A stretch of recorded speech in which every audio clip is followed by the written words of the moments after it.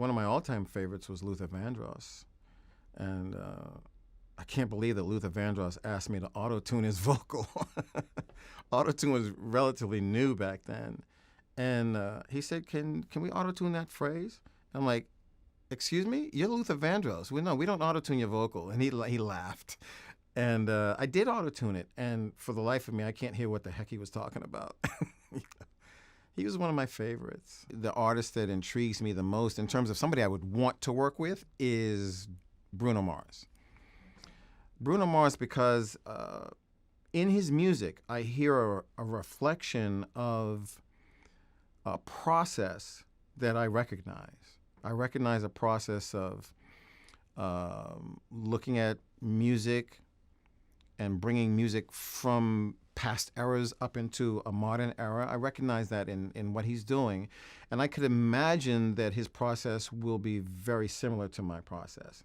I love listening to Drake. I'm sure that Drake is a phenomenal artist. I would love to work with Drake, but I think that process would be very different. So if I had my druthers between Drake and Bruno, I'd probably go with Bruno because it would be something that I'm sure I'm familiar with. The thing that I can't stand most about being a recording and mixing engineer is having an assistant engineer with me who is not attentive to what's going on in the session. That's like, and the funny thing is, some engineers are really good at calling the assistant out and like, yeah, and barking at them. I'm a little bit more passive aggressive.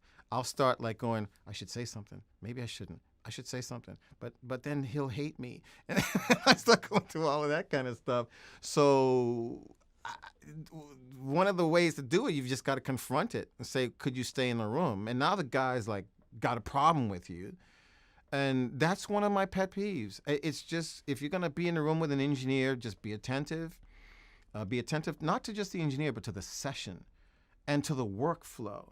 When I was an assistant engineer, I would anticipate the moves of the engineer. The engineer would ask for reverb, or he wouldn't even ask for reverb. He'd look at me and he'd say, and I'm like, you need reverb, right?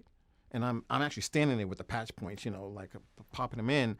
And he'd be, you need delay, right? So it wasn't that I was prescient, it was that I was paying attention.